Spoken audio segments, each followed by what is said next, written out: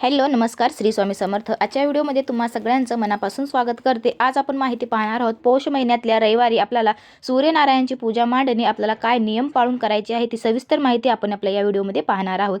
तर स्किप न करता शेवटपर्यंत आजचा व्हिडिओ पाहायचा आहे। माहिती आवडल्यास आपल्या चॅनलला सबस्क्राइब करून घ्यायचा आहे। तर या महिन्याची सुरुवात राहणार आहे 21 डिसेंबर रोजी आपल्याला हा महिना सुरुवात होणार आहे आणि 17 जानेवारी म्हणजे शनिवारी हा महिना समाप्त होणार आहे। तर या महिन्यामध्ये आपल्याला 4 रविवारी आपल्याला सूर्यनारायणाची पूजा आपल्याला करायची आहे। पौष महिना 17 जानेवारी पर्यंत आहे। पौष महिन्यात कोणत्याही प्रकारचे शुभ कार्य आपल्याला करायचे नसतात, कारण या महिन्यात सूर्यदेव धनु राशीत राहतो आणि त्याचा पृथ्वीवर प्रभाव खूपच कमी होत असतो।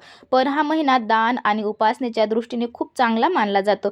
पौष महिन्यात सूर्यदेवांची पूजा आपल्याला करायची असते। हिंदू ग्रंथामध्ये सूर्यांची 12 रूपे सांगितली आहे। प्रत्येक उपासना वेगवेगळे परिणाम आपल्याला देत असते। पौष महिन्यात सूर्यदेवताची पूजा आपल्याला करायची आहे। तर ऐश्वर्य, धर्म, कीर्ती, ज्ञान आणि वैराग्य यांनी परिपूर्ण असलेल्या सूर्यदेवतांचे रूप हे परब्रह्म स्वरूप मानले जाते। रविवार हा सूर्यदेवाला समर्पित मानला जातो। तर कुमारिका किंवा सुहासिनी स्त्रिया हा व्रत करू शकतात। ही पूजा आपल्याला करायची आहे। या महिन्यामध्ये कोणी अगदी सरळ आपल्याला ही पूजा मांडणी आपल्याला करायची असते। पौष महिन्यामध्ये आपल्याला रविवारी सकाळी लवकर उठून स्नान करून आपल्याला तांब्याच्या भांड्यामध्ये शुद्ध जल घ्यायचं आहे, लाल चंदन टाकायचं आहे आणि लाल रंगाची आपल्याला फुले त्या तांब्यामध्ये टाकून आपल्याला ते नियमितपणे आपल्याला सूर्यदेवताला आपल्याला जल आपल्याला अर्पण करायचं आहे। तर पहिल्या रविवारपासून तर शेवटच्या रविवारपर्यंत म्हणजे तर रथसप्तमीपर्यंत तुम्ही ही सेवा केली तरी चालणार आहे। एरवी तुम्हाला ही सेवा करणं शक्य नसेल तर पौष महिन्यामध्ये तुम्ही हे सूर्यदेवाला अर्घ्य देऊ शकता। सकाळी जितक्या लवकर अर्घ्य दिले जाते तितकेच ते अधिक चांगले मानले जाते, कारण त्यामुळे कोणत्याही परिस्थितीत आपल्याला सकाळी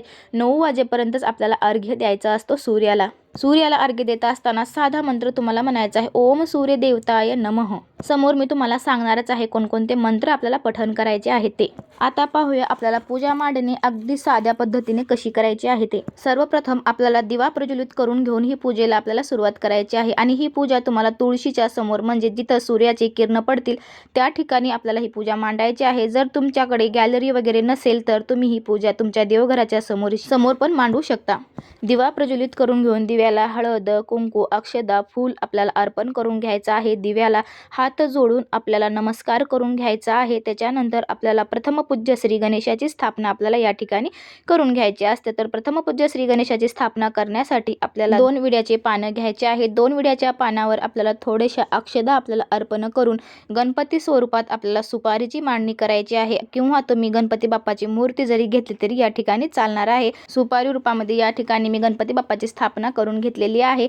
हळद, कुंकू, अक्षदा आपल्याला अर्पण करून एक फूल आपल्याला गणपती बाप्पाला अर्पण करून घ्यायचे आहे। प्रथमपूज्य श्री गणेश असल्यामुळे त्यांचा आशीर्वाद घेऊन पुढील पूजा आपल्याला करायची आहे। तर पुढील पूजा करण्यासाठी आपल्याला रांगोळी काढायची असते, ती म्हणजे सूर्यनारायणाची प्रतिमा आपल्याला काढायची असते। रांगोळीद्वारे काढू शकता किंवा असा साचा घेऊन त्याच्यात रांगोळी भरू शकता तुम्ही। हा साचा तुम्हाला मार्केटमध्ये तुम्हाला सहजरित्या भेटून जातो। तर याच्यावर पांढऱ्या रांगोळीने मी छान अशी सूर्यनारायणाची प्रतिमा या ठिकाणी रथासोबत काढून घेणार आहे। तुम्ही रांगोळीने किंवा आपल्या गंधाने जरी सूर्यनारायणाची प्रतिमा काढली तरी चालते। या ठिकाणी चित्र तुम्हाला काढून घ्यायचं आहे आणि त्याची आपल्याला या ठिकाणी पूजा आपल्याला करून घ्यायची आहे। त्याच्या शेजारी आपल्याला आणि सूर्याच्या उजव्या बाजूला आपल्याला आदित्य आणि रानूबाई आपल्याला काढून घ्यायची आहे आणि त्यांची पण आपल्याला पूजा करायची आहे।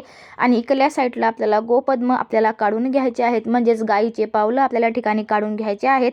त्यांना आपल्याला हळद, कुंकू आपल्याला अर्पण करून घ्यायचे आहे। अक्षदा आपल्याला त्यांना अर्पण करून घ्यायचे आहे। त्यांची पूजा आपल्याला या ठिकाणी करून घ्यायची आहे। मुखामध्ये नामस्मरण करायचं आहे, ओम सूर्य देवताय नमः, ओम सूर्य देवताय नमः असं आपल्याला मुखामध्ये नामस्मरण करत करत ही पूजा विधी आपल्याला संपन्न या ठिकाणी करून घ्यायची आहे। त्याच्यानंतर आपल्याला नैवेद्य अर्पण करायचा आहे। नैवेद्य अर्पण करण्यासाठी पाण्याने थोडंसं इथं चौरस काढून घ्यायचा आहे। त्याच्यावर आपल्याला दुधाचा नैवेद्य मी या ठिकाणी ठेवत आहे। तर तुम्ही यथाशक्ती जसा जमेल तसा तुम्ही नैवेद्य तुम्हाला अर्पण करून घ्यायचा आहे। तर या पूजेमध्ये आपल्याला या सीझन मध्ये येणारे फळ आपल्याला ठेवायचे असतात, म्हणजे जे हरभरा असतो त्यांच्या घाट्या असतात त्या ठेवायच्या असतात, ऊस ठेवायचा असतो, बोर, जाम असं या ठिकाणी या पूजेमध्ये आपल्याला फळं ठेवायचे असतात। जर हे मिळाले नाही तर तुम्हाला जे तुमच्याकडे आहेत ते तुम्ही फळं या पूजेमध्ये ठेवायचे आहेत। आणि नंतर आपल्याला कहाणी पठण करायची आहे। तुमच्याकडे जर कहाणीचं जर पुस्तक असेल तर तुम्ही ते कहाणी पठण करू शकता, किंवा तुम्ही यूट्यूबला सर्च करून ती कहाणी ऐकायची आहे। नंतर आपल्याला सूर्यनारायणाची आपल्याला आरती करून घ्यायची आहे। ही पूजा आपल्याला सकाळी सूर्यनारायण उगवच्याच्या टायमालाच म्हणजे सूर्यनारायण जेव्हा सकाळी येतात तेव्हा आपल्याला पूजा करून घ्यायची आहे। सकाळी 8 वाजता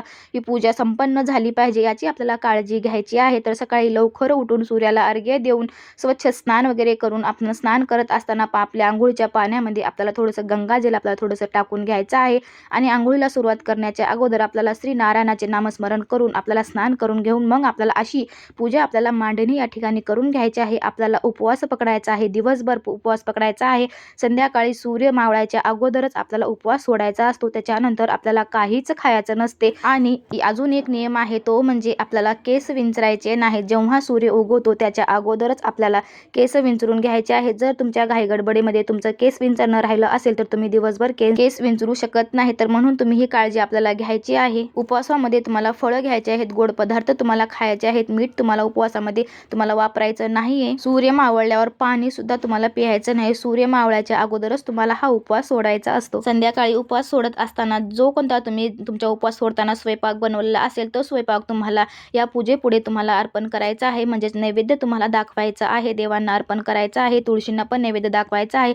रविवार असल्यामुळे तुम्ही तुळशीला जल अर्पण करू शकत नाही, पण तुळशीची पूजा दिवाबत्ती आपल्याला करून घ्यायची आहे. आणि आपल्याला मंत्र पठण करायचा आहे तो म्हणजे गायत्री मंत्र आपल्याला पठण करायचा आहे. गायत्री मातेचा जप केल्याने कुंडलीतील आपले सूर्याची जी स्थिती आहे ती मजबूत होत असते. आणि दुसरा जो मंत्र आहे तो म्हणजे सूर्य गायत्री मंत्र आपल्याला म्हणायचा आहे. ओम भास्कराय पुत्रम देही महातेजसे धीमहि तन्न सूर्य प्रचोदयात असा आपल्याला मंत्र या ठिकाणी पठण करून घ्यायचा आहे. थोडंसं जसं जमेल तसं तुम्हाला दान धर्म करायचा आहे. जर तुम्हाला अशी पूजा मांडणी शक्य नाही, उपवास करणं शक्य नाही, तुमची तब्येत त्या ठिकाणी साथ देत नाही तर तुम्ही थोडंसं दान धर्म केला तरी चालणार आहे. दान धर्मामध्ये आपल्याला गूळ, लाल मसूर, तांबे, दीड इत्यादीचे आपल्याला दान करायचे आहे. लाल रंगाचे आपल्याला कपडे गरजूंना आपल्याला दान करू शकता. आता थंडीचे दिवस असल्यामुळे तुम्ही ब्लँकेट वगैरे दान करू शकता. रथसप्तमीपर्यंत चालणारी ही सूर्यनारायणची सेवा आहे. तुम्ही आवर्जून सर्वजण ही पूजा मांडणी, पूजा आणि उपवास तुम्हाला आवर्जून करायचा आहे. काही कारणाने तुम्ही हा पौष महिन्यातले रविवार करू शकत नाही तर तुम्ही रोज सकाळी सूर्याला अर्घ्य द्यायचा आहे. ओम सूर्य देवताय नमः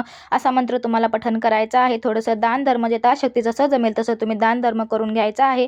आणि या महिन्यामध्ये मांसाहार तुम्हाला टाळायचा आहे.